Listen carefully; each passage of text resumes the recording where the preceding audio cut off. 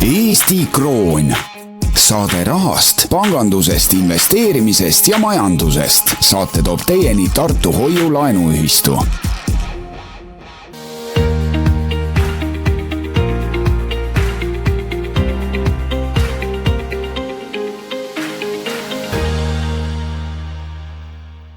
Tervitused kõikidele kuulajatele, käes on esmaspäev, mis tähendab, et on aeg alustada saatega Eesti Kroon, saade rahast, pangandust, investeerimist ja majandust ning saate toob teieni Tartu Hoiu-Laenuühistu ning stuudios nagu ikka Andro Roos ja Maksim Romanovitš. Tervist, Andro! Tere!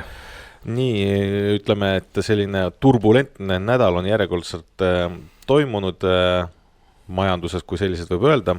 Et alustaks sellest, et kas sinu jaoks kui ka kinnisvaraarenduse inimese jaoks on see, et Euribor langeb, et kuidagi mõjub positiivselt, et hommikuti teed lehe lahti, vaatad, et Euribor langes veel, et hõõrud käed kokku, et see tähendab seda, et korterid lähevad paremini müüki või kuidas? No eks selle mõju on nagu pikaajaline, et eks üldse peab vaatama, et kuidas see langus on, et ühelt poolt nagu võib Euribor langeda, teiselt poolt võib-olla hinnad hakkavad kasvama hoopis. Mis tingib nagu selle, et Euribor mingi hetk jälle tõuseb ja nii edasi. Nii et ma ütlen, et teatud viitajaga kindlasti need asjad toimivad, et praegu ei ole küll nüüd ütleme niisugust säravat hüpet ülespoole toimunud. Et midagi halvasti nagu ei ole, et kinnisvara ostetakse Tartu Hoiu-Laenuühistu tütarettevõtete käest ka, aga niimoodi, et tormi oleks joostud selle peale, et nüüd Euribor langes, seda ei ole. Sest pealegi vaata, asi on ju selles, et kui sa oled laenu võtnud Euriboriga, ütleme juba olemasolevatest laenuvõtjatest ma räägin, siis ega neid korrigeeritakse ka tavaliselt ju kord poole aasta jooksul, kord 6 kuu jooksul, mis tähendab seda, et see reaalsesse majandusse see mõju ikkagi jõuab korraliku viitajaga. Korraliku viitajaga, aga korraliku viitajaga vist ei ole sulle antud kinnisvaraarenduste puhul, et mis seisus on, et me siin eelmine saade või üle-eelmine saade puudutasime, et siin vahepeal toodi välja, et üks arendus nagu venib natuke see võitu, et Nirgi teel, kui ma ei eksi, oli. Ei olnud, eksid. Jah. Artikkel oli Nirgi teel me pole alustanudki. Nirgi teel on meil ehitusluba selle lauhoonete jaoks. See on nüüd poetasin inimestele natuke. Ütlesin ette ära, reetsin ära. Ega keegi ei saa sundida ju arendama nagu selles mõttes, seal ostjad ei ole ja niimoodi, aga kirjutati, mul läheb see vald alati meelest ära, aga tänava nimi on igal juhul Käänutee 26, kus töö käib ja niimoodi ja eks kirjutati ikka poliitiliselt motiveerituna ju seda juttu, et jällegi, et ega see, et kui me krundi olime ostnud, ma ei tea, ma ei mäletagi millal, 2021 või 22, ega see ei tähendanud kohe ehitama peab hakkama ja suure hurraaga, et kui ostjaid ei ole, nagu vahepeal oli, ostjaid ei olnud, siis loomulikult me ei pannud sinna raha sisse, et ostjad tekkisid, hakkasime raha ka sisse panema. No aga kuidas siis hetkel, see on nüüd see, millest kuidas ütleme, et see on nüüd see skandaalne arendus, kui võib niimoodi öelda, et seda on ajalehes kajastatud ja öeldud, et Andro Roos, et küll seal venitab ja nii edasi. Aga kuidas see teiste arendustega lood on? Teiste arendustega? Lehe 25 on niimoodi, et ootab ostjaid. Et saab veel sisekujunduses kaasa rääkida, et muidu teeme sisekujunduse valmis paari kuuga nagu ja siseviimistluse. Nii ta on, tervishoiu. See ongi ju siin märk nendele, kes ootas seda Euribori langust. See on Euribori languse ootajatele, jah, täpselt niimoodi. Ja tervishoiu 17, et seal on ikkagi, jaanipäevaks tahaks valmis saada. Ja seal midagi saada ei ole? Seal midagi müüa ei ole, jah. Jah, et see on kõrge Euriboriga ära läinud. Jah, et seal jääb oodata ainult seda, et äkki mõni tühistab ära ostulepingu nagu, et siis saab, aga siis me paneme kallima hinnaga müüki. Et vahepeal on, paraku niimoodi on, vahepeal on kinnisvara hinnad kallimaks läinud. Ja ma vaatan, et siin on ikka pankuri näpud jäävad ikka rasvaseks. Ei, mis pankuri näpud, vaata, mina ei poolda nagu seda asja isiklikult, aga kuna ma neid asju arendan, siis ega minule kehtivad kulud ju teist poolt, et ega inimesed ka näevad ju seda, et mis toimub, et hinnad tõusevad asjad, ega töölised tulevad ka ütlema, et kuna on palgatõusu vaja ja materjali tarnija paneb hinnale otsa ja alltöövõtjad panevad hinnale otsa ja eks ta niimoodi nagu läheb, et ega ta kahjuks ei ole ühesuunaline protsess tegelikult loomulikult.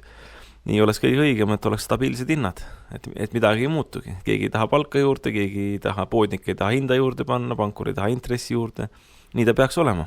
No siis oleks ju väga kerge ju neid Exceli tabeleid ka täita ja prognoosi teha. No niimoodi ta on.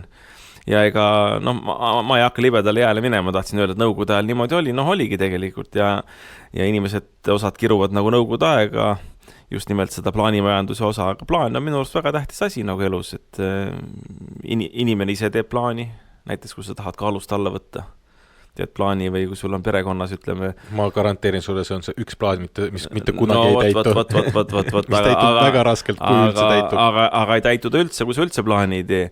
Või kas või on plaan see, et kuidas sa pere eelarvet planeerid või kuidas lapsi koolist ära tuuakse ja kuidas üldse perekonna logistika on. Ja see on kõik plaan kuni ettevõtluseni välja, et alati, kui lähed panka laenu küsima või EAS-i või kuhu iganes küsitakse, et kus su äriplaan on, et esita meile oma äriplaan. Et alati kõik algab tegelikult plaanist.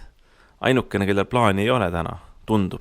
Võib-olla mingisugune tagatoa plaan on tagumiku keerata asjad, sest tundub, et nagu tagumiku kursil on, et need majanduse asjad siin riigis ja Euroopa Liidus nagu tervikuna, kui sa seda rahvusvahelist olukorda ja kõike vaatad. Aga niisugust avalikku üles ehitavat positiivset plaani Eesti riigil ju ei ole peale selle, et anna raha juurde. Tõstame maks, anna raha juurde, kirjutame bürokraatiat veel juurde sulle seadustesse. Ja, üks plaan, mis on kindel, on plaan B kohvik. Et selle osas sul vist nagu eksimusi ei ole. Ma mõtlen, et elu kihab seal. Ikka plaan B on jah, et näed, linnavalitsus asus ka poliitiliselt represseerima, asus tänavat remontima kuni valimisteni. Aga hea on muidugi see, et tagatakse ligipääs, ma ütlen kõikidel, tagatakse ligipääs ikkagi korterite, see tähendab ka siis plaan B ukseni. Ja uks on alati lahti ja tulevad soojad ilmad, ma ütlen seda, et me teeme ka sealt, seal on koridor on kasutamata ees, teeme lahti, et siis teeme ka sellise väikse väliterassi sinna suviseks ajaks.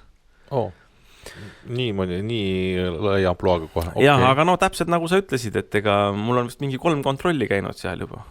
Et ootaks kliente, aga tulevad hoopis kontrollid. Ja ma olen teinud asjatuid kulusid näiteks, vaata näiteks niimoodi. Algul oli küsimus nagu, et kas alkoholiga müüakse. Ma ütlesin, et hea küll, et mõni tahab veini võtta või õlut, et hea küll, et müüme nagu, eks ole. Ja on ka, et kuigi muidugi sellele väga palju panustatud ei ole seal. Ja tuligi kontrollitädi ja muidugi tõi välja, et alkoholi müügiluba ei olnud registreeritud, selle tegi ära, see ei olnud väga suur probleem. Aga siis tuli välja, ma tõesti ei olnud need seadusi uurinud ja ma usun, et kindlasti on nagu veel seadusi, mida käiakse kontrollimas ja öeldakse, et on vaja. Et alkoholi ei või müüa, kui sul kassaaparaati ei ole. Pidin kassaaparaadi ostma sinna. Üle 200 euro või oli 300 eurot, midagi taolist koos käibemaksuga. Nii et seda annab ikka tagasi tehnida, seda 300 eurost investeeringut eriti alguses. Et ma ütlen, see on täiesti mõttetu kõik, nagu mis need bürokraatlikud nõuded on. Mis seal vahet on? Ma olen alkoholi sisse ostnud, ma olen selle ära maksnud, see, kellele ma olen seda maksnud, see on käibemaksu saanud, selle riigile edastanud, aktsiisi saanud, selle riigile edastanud. Mida veel nagu? Ja mis vahet seal on, kas sa maksad läbi selle, seisab see kassaaparaat või sa teed selle viipemaksega nagu kaardiga maksega või siis ulatad sularahas, et ta peab sellest kastikesest kindlasti läbi käima siis see raha või just ainult alkoholi puhul? Näed, peab läbi käima jah, ei peab olema tšekk nagu välja antud. Kuigi täna hommikul ma kuulsin näiteks siukest informatsiooni, et tublid ametniku inimesed töötavad välja uut reeglistikku, et müügikoha ettevõtja või äripidaja ei peagi andma sulle tšekki, vaid peab andma selle ainult sulle siis, kui sa küsid seda. Aastakümneid on ikka Eestis niimoodi olnud, et üldiselt kui sa ostad midagi, et sulle antakse tšekk ka vastu ilma küsimata. Ainult Rimi poes on nagu see, mis mind hästi vihastab, eriti kui ma nagu söögikohale ostan tšekki, tahaks ikka tšekki kuludesse panna füüsiliselt, eks ole, et kui ma unustan nagu panna enne ostu lõpetamist nagu linnukese sinna, et soovin pabertšekki, siis ma seda tšekki ei saagi ja siis ma olen pärast enda peale vihane ja Rimi peale vihane ja sellepärast ma seda Rimis väga palju ei käigi, sellepärast, et sealt kunagi tšekki ei saa. Aga see selleks, eks ole. Aga nüüd nad teevad seadusandlikult nagu siis tahavad muudatust teha, et kui sa ei küsi, siis sulle ei peagi tšekki andma. aga vaata nii või naapidi probleem minu arvates on nagu selles, et kui meil 33 aastat või isegi võib-olla nõukogude ajast edasi kauem on olnud siin see süsteem, et kui sa poodi või kuhugil lähed, et sulle ikka tšekk antakse kaubaga kaasa, et siis milleks seda muutma hakata nagu, et see on nagu, kas see ei ole nagu kaupmehe ja kliendi vaheline asi, et üldprintsiip võiks olla, et peab tšeki andma, inimene ütleb, ma ei taha, tšekki ei taha nagu, eks ole, aga miks peaks muutma nagu aastakümneid kehtivat korda nagu pea peale, et keegi saab palka selle eest, et seda süsteemi nagu lihtsalt 180 kraadi muuta, teeb seadus väljatöötamiskavatsuse, seaduseelnõud, asjad, eks ole. Aga kas meil on vaja nagu siuksed muudatusi, et midagi muud teha pole, see meenutab nagu seda, et vaata Trump teeb siin ütleme suuri tollitariife asju, paneb börse liikuma siia-sinna, me võime kritiseerida, öelda, et see on jama, võib-olla mõned asjad ongi jamad, mitte võib-olla, mõned asjad kindlasti ongi jamad. Tehakse suuri otsuseid, Venemaa teeb selle otsuseid. Selle Trumpi ja see on meie teise segmendi jutt, Hiina teeb otsuseid, isegi Euroopa Liit teeb otsuseid, õigeid valesid. See on hinnangu küsimus ja seda näitab aeg, aga vähemalt tehakse mingeid suuri otsuseid. Eesti ainukene suur otsus oli siis rahanduspoliitiliselt see, et kaotati 1 ja 2 sendised ära. Et ühesõnaga, ja mingisugused ametnikud saavad selle eest nagu palka ja seda presenteeritakse kui mingit suurt asja ja siis tehakse õppematerjale, kuidas ümardada tuleb ja asju. Et minu arust on see täiesti jabur, et tegelikult kui Trump kaotas ära haridusministeeriumi föderaaltasandil, siis minu arust Eestis võiks küll rahandusministeeriumi ära kaotada. Päris ausalt nagu, mida nad teevad seal? Eelarvet ei suuda korda teha, alati on puudu raha, treivad mingisugused bürokraatia reegleid, tegelikult olgem ausad, et võib-olla ministri ego upitamiseks on vaja seda rahandusministeeriumi, aga tegelikult ju seda sisulist kasu mina nagu täna küll ei näe. Sellise avaldusega lähme aga kiirele pausi ja siis oleme tagasi saatega Eesti Kroon. Eesti Kroon. Saade rahast, pangandusest, investeerimisest ja majandusest. Saate toob teieni Tartu Hoiu-laenuühistu.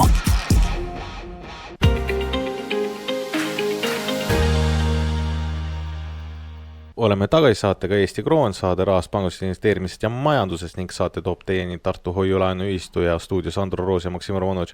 Ja, et nagu enne pausi korra jõudsime puudutada seda kurikuulsat juba siis ütleme Donald Trumpi, et ütleme niimoodi, et sinu mätta otsast vaadatuna, et mis toimub, et ma tean, mis minu teooria on, et selle ma pakun natuke hiljem välja, aga kuidas sina seda näed, et seda tollitariifid küll tulevad ja siis ei tule, et on, ütleme täpselt meie saate salvestuse ajaks tuli uudis, et nüüd oodatakse 90 päeva nende kehtestamisega, mille tõttu siis nüüd börsiaktsiad tõmbasid lakke ilusasti jälle, et on nähakse sellised, ütleme, tõuse, mida pole varem nähtud, et ennem olid langused, mida pole varem nähtud, et mis maailmas toimub?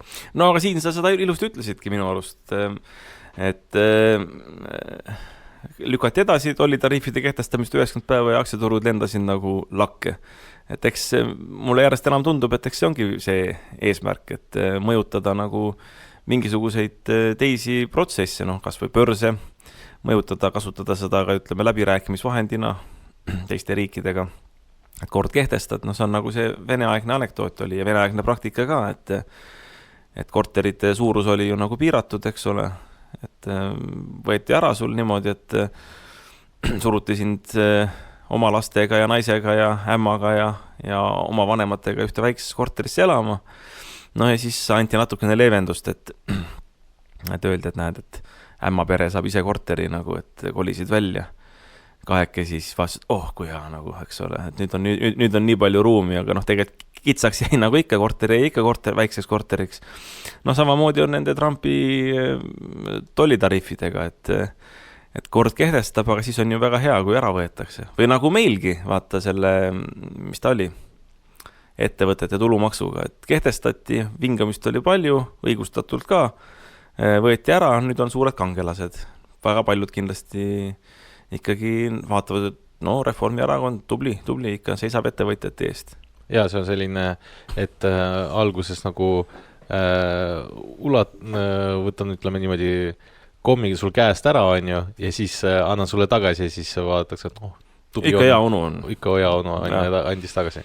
See on sellised, kuidas mina näen, et ka täpselt, et minu peas toimuski seda infot vastu võttes, et no tegelikult toimub ikkagi börsi ja aktsiatega nagu tõeline manipuleerimine, ilmselt nagunii mingisugused siseringi inimesed teadsid seda, et see on tulemas ja nii edasi ja vist võib öelda, et mingil määral kindlasti inimesed, kes olid juba rikkad, rikastusid veel rohkem ja vaesed jäid veel vaesemaks.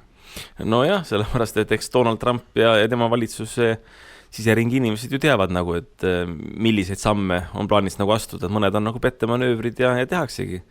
Ega palju öeldakse Trumpi kohta seda, et tema välispoliitilised sammud tegelikult ei ole mitte niivõrd välispoliitilised, vaid on signaalid nagu siseriiki, Ameerika Ühendriikides endasse. Küll valijate mõjutamiseks ja küll Ameerika enda majanduse mõjutamiseks ühes või teises suunas ja see olukord ju seda tegelikult kinnitab.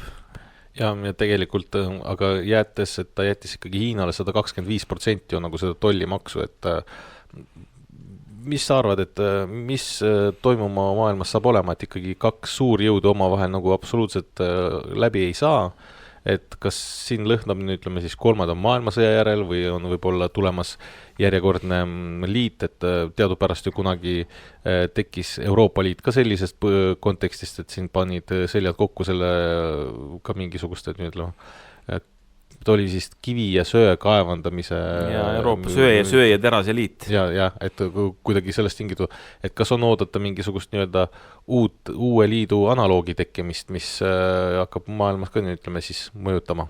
Selle 125% pärast ma nüüd arvan, et sõda ei tule, et jällegi, eelmine saade ma ka ütlesin, et Ameerika Ühendriikide elanike arv on kuskil 350 miljonit, aga maailmas on 7 miljardit vist inimest, et Ameerika Ühendriikide rahvaarv moodustab ju siis 5% nagu maailma rahvastikust. Tõsi, ta on, ütleme seal rikkamapoolne rahvastik, kes suudab osta ja eks Hiina kui suur tootja tahab ju müüa ikkagi jõukatele, aga ütleme, eks jõukad on ikka mujal ka ja ikka Aafrikas ja Indias, India muidugi tervikuna võib-olla selline vaene ühiskond, aga kuna seal rahvaarv on nii suur, siis on seal ikka jõukaid ka ja Euroopa Liit ise, nii et ütleme nii, et kui nüüd Ameerika Ühendriigid ja ma julgeksin öelda, et ikkagi lühiajaliselt ära kukub sealt tagant niimoodi ja ega need ei ole kõik sektorid, need on ikkagi mingisugused sektorid, millele tollitariifid kehtestatakse, siis sellest midagi hullu nagu ei juhtu, pealegi saab ju kõrvale hiilida kõikidest nendest asjadest juriidiliste nüanssidega. Et küllap sellega ka nagu suures plaanis tegeletakse, nii et see on üks niisugune jõu näitamine ja ma arvan, et lühiajaliselt püüab üks ja teine osapool lihtsalt endale mingisugust muud diili nagu selle kaudu saada.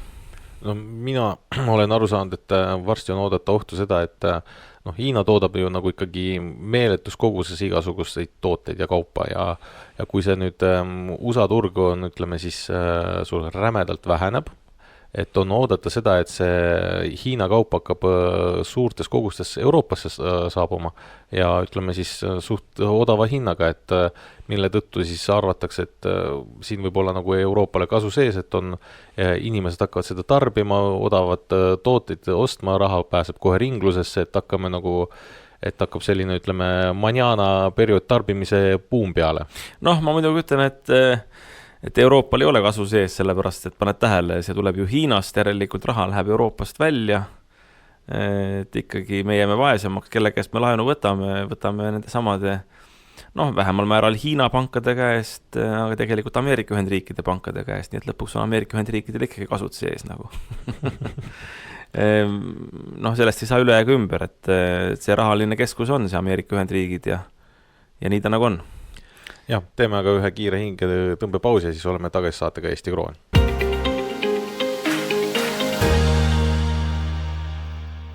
Oleme saatega tagasi, saade on Eesti Kroon, saade rahast, pangust, investeerimisest ja majandusest ning nüüd võtame ette aga sellise huvitava teema, nagu seda on hoiused ja Tartu Hoiu-Laenuühistu on ju ikkagi spetsialiseerinud hoiustele kui sellised ja kui me siin kerimegi aega natukene 2 saadet tagasi või 1 saade tagasi, siis oli juttu sellest, et meil on intress või siis inflatsioon 6% ehk siis kui te hoiate kodus raha madratsi all, siis aasta pärast on selle väärtus või ostuvõimekus 6% väiksem, siis Tartu hoiulaenuühistus on olemas selline asi nagu tähtajaline hoius, mis on kuni 7,5%, ehk siis see on nüüd see, mida siis soovitatakse, et kui sul ei ole mingit kohta, kuhu raha panna, mille tootlikkus ületaks 6%, siis larista seda, ostab mingit mõttetut kaupa ja nii edasi. Millega mina nõus ei ole. Jah, et muidu on nagu see raha kaotab väärtust, aga kui sa ikkagi oled seda sorti inimene, kellele meeldib ikkagi, et tagakuklas on alati teadmine, et su raha on kuskil hoiul ja sul on alati seda raha olemas, siis tähtajaline hoius võib-olla on see variant ja siin ongi, et tähtajalisest hoiusest rääkides Tartu hoiulaenuühistu puhul ongi, et kui sa paned 9 aastaks, no siis on tavaintress 5%, boonusintress 5,5%, et mis see boonusintress tähendab? No boonus on nagu see, et me püüame nügida selle pakkumisega seda, et inimene, Tartu hoiulaenuühistu liige, mitte ainult ei pane hoiusele raha, vaid paneks ka osakapitali, Tartu hoiulaenuühistu osakapitali, sest lisaks sellele, et ta hoiustaja on, ta on ka ju Tartu hoiulaenuühistu liige ehk kaasomanik. Ja vaata, miks see osakapital meil oluline on, ühelt poolt on nagu see, et organisatsiooni kui terviku seisukohalt osakapitalis olev raha ise ei teeni intressi. Loomulikult see on nagu hea, et see aitab nagu seda üldist intressipotti alla tuua, et meil praegu on ikkagi Tartu hoiulaenuühistus niimoodi, et üle 10 miljoni on ju osakapitali kokku kogutud. See on siis sisuliselt intressivaba raha, mis aitab meil üldist, ütleme sihukest, intressi kokku kogutud raha hinda laenajate jaoks alla viia, et see on üks asi, nagu see on asja võib-olla sisulisem pool, aga bürokraatlik juriidiline pool on nagu see, et erinevad normatiivid on seotud osakapitaliga, et kui meil osakapital oleks väike, näiteks Tartu hoiulaenuühistul, siis meie ei saaks anda suuri laene. Kui me suuri laene anda ei saaks, me peaksime tegema sihukest väikest pandimaja tüüpi laenamist, mis oleks rahvakeeles öeldes nagu SMS-laen ja seda nagu ei tahaks. Et see ei lähe nagu meie ühistu olemusega kokku. Ja vaata, seadus näeb ette ainult seda, et kuidas osakapital Tartu hoiulaenuühistul tõuseb ja üldse hoiulaenuühistutel on see, et inimene astub liikmeks, maksab eraisikuna 35 € osakapitali või äriühinguna 50 € ja kui ta hoiustab, siis tal rohkem kohustust maksta ei ole.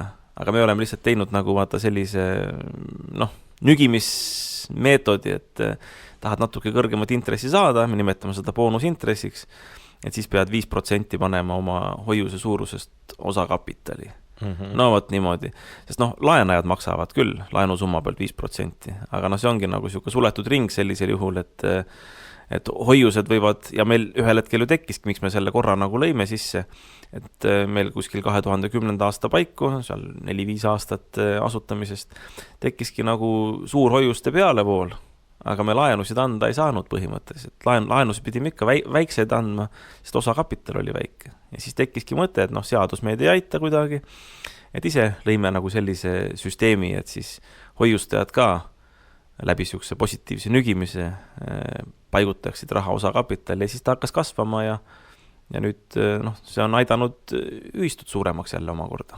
Ja ühistu osakapitali ning hoiuse summa on vähemalt 2000 € peaks olema, et siis saada seda boonusintressi. Aga kui päris selle peale ei taha välja minna, siis 3-aastase perioodi tähtajalise hoiuse tavaintress on 6% ja nagu sai mainitud, siis boonusintress on natukene suurem, on siis 6,5% aastas. Ja loomulikult siis, kui te tahate taga ajada seda kõige kõrgemat tähtajalist hoiust, mis on kuni 7,5%, siis tasuks siis raha panna hoiule 5 aastaks ja tavaintress on siis 7% ja boonusintress 7,5% aastas, ehk see on nüüd see, mis peaks olema just kõiki inimesi kõnetama, kuna nagu sai eelnevalt mainitud, et inflatsioon on 6%, see on 7,5%, et ehk siis 1,5% saad nagu seal boonusintressis olla veel kasumis, et raha ei kaota sul nii-öelda väärtust, aga samas nagu ja ka natukene teenib peale ka. Nojah, kui sa seda asja nii võtad, aga nagu sa teistpidi võtad nii, et näiteks saad kord aastas intresse, siis ega see intress on sul ju lisa, et see 6% inflatsiooni, see on nagu niisugune abstraktne asi, et et sa just kui kaotad, et kas siis kaubad, teenused tõusevad nagu selle aja jooksul, jah, et sul raha on kinni, kui sa kätte saad vähem nagu toimetada sellega, aga teistpidi, kui sa saad ka intressi nagu selle aja jooksul, ise kui sa aastaks paned ja saad 5% sealt, siis ikkagi selle intressi näol ostad kas või uue muruniiduki või uue mingi muu asja, kui see raha sul niisama kuskil seisaks. Sest vaata alternatiiv oleks jah, et sa investeerid selle kuhugile, aga sageli need hoiuse summad ei ole ka nii suured, et sa saaksid investeerida seda siuksesse mõistlikusse kohta, mis sulle ka aasta pärast näiteks tagasi tooks oluliselt rohkem raha, et tegelikult hoius ongi siin nagu mõistlik alternatiiv. Kui sa nüüd natuke saladuse loori kergitad, et kui palju on siis selline keskmine hoius, millega nagu tullakse ütleme alustama, kui nimelt teeb alustusest, et Tartu Hoiulaenu ühistu puhul on see suur pluss, et sa võid nagu hoiusele alati peale maksta ja see kõik ju ilusasti kajastub ka selles nii-öelda protsendis, ehk siis mida rohkem sa hoiustad, seda suuremaks see nii-öelda intressiga välja makstav summa on, et ja hoiuseid võid lisada kas või iga päev. Nojah, et erinevaid summasid tuuaks, ma ei ole seda keskmist nagu praegu vaadanud, aga ma arvan, et see keskmine jääb kuhugile või mediaan jääb kuhugile 10, 20 30 000 sinna kanti nagu.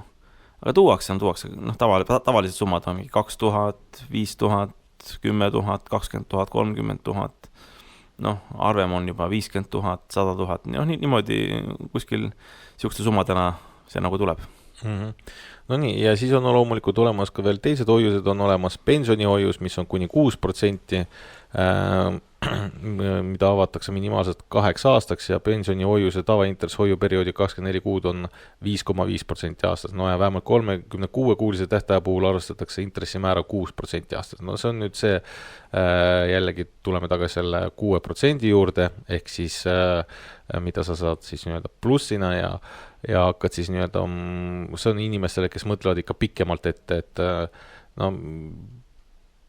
kuidas ütleme, et kuidas sa hetkeseisuga, Andro, ennustad, et vaadates, kuidas meie majandusel ja praegu riigis läheb, et näed sa üldse pensionit või? Ei, ikka näen, aga inimene peab ise nagu tööd tegema selle jaoks, et ongi, et kogub raha ja teeb ise nagu mingisugust investeeringuid, et kas riigi käest tuleb, see on nagu teine küsimus, et riik pigem võtab, et riigi käest tulemas pikas plaanis midagi vast ei ole. Ja ma ka arvan, et miski mulle ütleb, et mina ilmselt töötan elu lõpuni, et käin tööl, et ilmselt et sellist, et viskan jalad seinale aega vist minu elus ei tulegi, et ei ole nii terav pliiats, ei ole suutnud enda elus teha kõik vajalikud sellised käigud ja korrektuurid, millega juba oleks tegelikult minu vanuses võiks ju mingisugune kindlustunne juba tekkida ja mingisugused, kuidas siis ütleme, likviidsed varad, mis tagaks muretu pensionipõlve tulevikus võiks nagu olla, aga paraku ei ole õieti elanud, et poleks pidanud suga saama kokku mõned kümneid aastaid tagasi, oleks võib-olla seis kõvasti parem olnud, et aga ei viimaste aastatega ma olen su kõrvalt ikka siin väga palju õppinud ja teadlikult nagu ka hakanud ikkagi liigutama ennast ja siis on maa- ja metsahoius, mis on kuni 5,5%, see on selline siis hoius, mille ma saan aru, millega siis Tartu Hoiulaenuühistu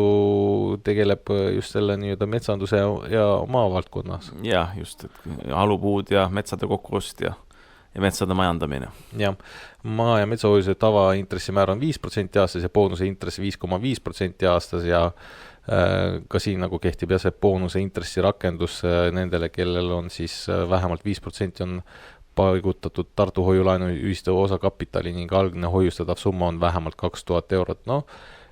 Ja siis on energiahoius on +5, sellest me kunagi rääkisime väga pikalt, see oli siis, kui oli veel tähtajaline hoiust, energiahoius pluss, ehk siis kampaaniaperiood oli kunagi meil, kui õigesti mäletan, 2004. aasta alguseni, siis oli kestus 2 aastat ja intressimäär oli 7% ja dividend oli ka nagu võimalik, et selle hoiusega, et kas see on nüüd nagu selline unustuste hõlma vajunud või mitte?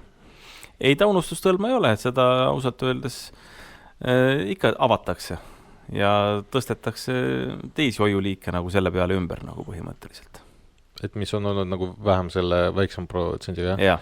Ja siis on ühistegevushoius Ehitame Eestit kuni 3,5% ja see on ütleme niimoodi, et mina olen ka seal, ka see hoiuses, et ehitame Eestit, ma siin juba tegelikult olen vahepeal piilunud, et kuna see nagu mul hoius nagu hakkab läbi saama äkki mingi moment, et see on jällegi see ootamatu raha tulg, kui peaks tulema, et noh, ilmselgelt ma hakkan ka ümber tõstma kui selliselt, et sinna, kus on protsendid. Sa ei taha Eestit ehitada? Issand jumala halasta mulle nende sõnade eest aga hetkeseisuga ütleme niimoodi, et kas see, nagu kuulus lause oli, et kas sellist Eestit me tahtsimegi, et ja ma siin koha peal, et tõstan käed üles, et ei tahtnud ja sellises ei taha, vabandust väga, et võib-olla mõni arvab, et näed, et selles mees on patriotism surnud, et ei noh, patriotismi on alles, et kui midagi peaks juhtuma ja ütleme, tuleb suur mingisugune agressorriik meid survestama, siis ilmselge, et ma ikkagi lähen oma kodumaad kaitsma ja seisan välispoliitiliselt või välismaalastega vesteldes alati panen tähele, et ma alati kiidan jubedalt oma kodumaad, et kui me oleme edevad ja kui me oleme leiutanud selle ja selle.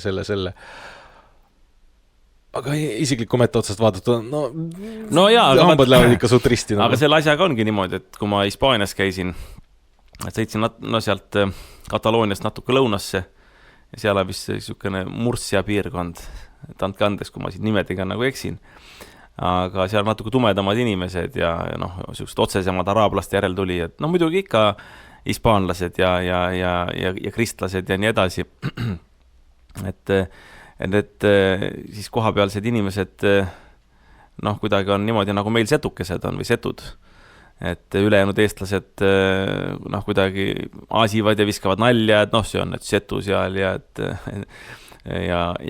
kuidas need anekdoodid nagu kõik on, et see Murcia piirkonnaga samamoodi, et hispaanlased nagu ise naeravad nende üle, aga kui keegi väljapoolt tuleb ütlema nagu seda, et kuule, et nii ja naa ja vaata see ja noh, täpselt nii nagu meil setukestega on, kui keegi peaks ütlema nagu või võrokeste kohta midagi, siis ütled, kuule, aga sa räägid ikka minu rahvuskaaslastest, eks ole, niimoodi. Et no eks see on niisugune loomulik reaktsioon inimesele, et noh, kui keegi ise küll oma ette kakled võib-olla ja ütleme, kritiseerid, aga siis kui keegi väljapoolt tuleb ütlema, et noh, siis ikka noh, veri on paksem kui vesi. Jah. Et selle koha pealt ma siin üks päev just õppisin uue sõna ära. See on tegelikult ametlikult ka eesti keele ja õigekeelus sõnaraamatuses aastast 2024 ehk siis eelmisest aastast. Et see on nüüd selle segmendi püant. See sõna oli, ma nüüd võib-olla ütlen valesti, aga ta oli kakademokraatia või mingi kakassi demokraatia, mis tähendas seda, selle seletus oli, kui riigi juhivad ebakompetentsed inimesed. Et selline sõna on täiesti olemas, mis on kasutuse alates 2024 võetud eesti keeles kasutusele, kui irooniline see ka poleks. Aga jah, et selline sõna on täiesti olemas, et mis on kakakraatia või? Äkki oli ta kakakraatia või midagi sellist, et vaatame kohe järgi kakakraatia, äkki oli, ei olnud, aga kakaga ta algas ja demokraatia oli sees. Ma luban, ma järgmiseks saateks otsin selle sõna välja, aga jah, et sõna kirjadus oli hästi, väga täpne, et kui riigi juhivad ebakompetentsed inimesed ja mitte oma ala spetsialistid.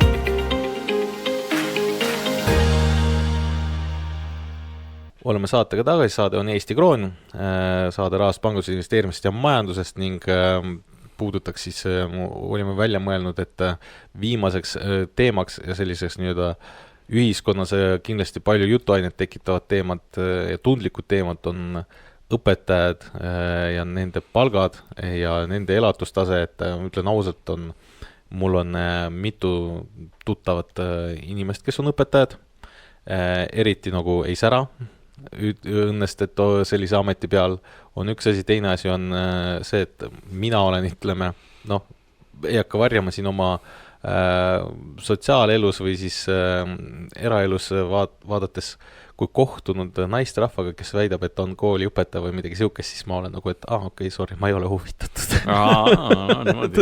Oota, aga miks? Et vähe teenib või? Ütleme, et üks asi see võib-olla tegelikult, et issand jumala alasta mind, aga on see, et hakkab õpetama sind. No üks asi hakkab õpetama, teine asi on ikkagi, et ma arvan, et nad on mingil määral minu peas on, need inimesed on nii räigelt ülekoormatud, nad õhtused, need tööde parandamised ja nii edasi, et sul on nagu see tööpäev on hommikust ikka, läheb ikka väga-väga õhtusse välja, sest et seda õpetaja peab ikka meeletus koguses seda tööd alati koju kaasa võtma. Ja veel selle juures, kui nad ei saa motiveerivat töötasu ja suhtumine nendesse on muutunud sellised, kus õpetaja on muutunud mitte austatud pedagoogiks, kellele vaadatakse alt ülesse, vaid pigem suhtutakse temasse kui kliendi teenindesse, kes peab sinu last kasvatama või siis ütleme, tegema sinu tegemata jäetud tööd, siis paratamatult, et need inimesed on ikkagi mingil määral katkised. Ei, see on selge, aga vaata, mina selle palgateemaga niimoodi kaasa ei läheks, et ega palka ei saa keegi liiga palju. Võib-olla mõni professiooni esindaja, öeldakse, et Riigikogu liikmed saavad palju ja ametnikud, osad tippametnikud saavad palju ja Euroopa Komisjonis saab palju ja Euroopa Parlamendis nii edasi. Et see on nagu üks asi ja see on nagu vähemus. Aga ma arvan, Maksim, et sina ei ole õpetaja, töötad siin raadios, et saad sa käe südampalle öelda, et sa teenid nagu piisavalt. Ma arvan, et ma isegi ei oota su käest vastust, et kindlasti mitte.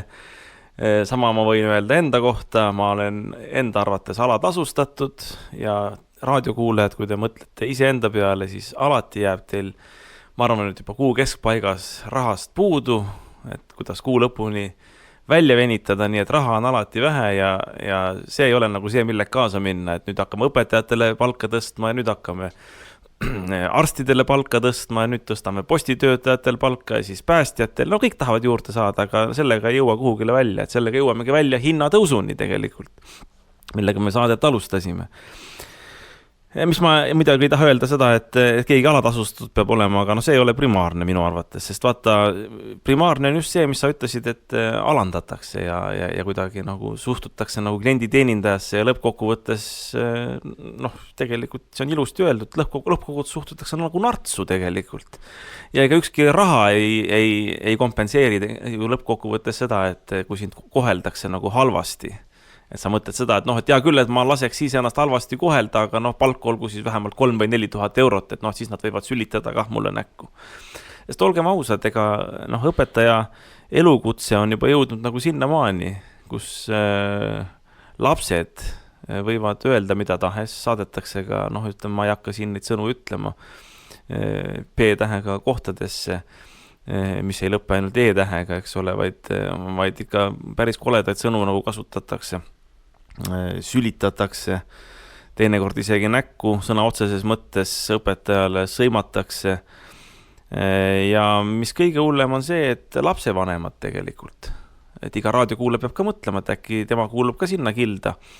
See on muidugi väga ebapopulaarne, kui ma niimoodi ütlen, võib-olla, et poole jalaga nagu poliitikaga tegelikult lapsevanemad on need, kes järjest rohkem asjatult sekkuvad nagu pedagoogilisse protsessi, kui nüüd bürokraatlikult öelda.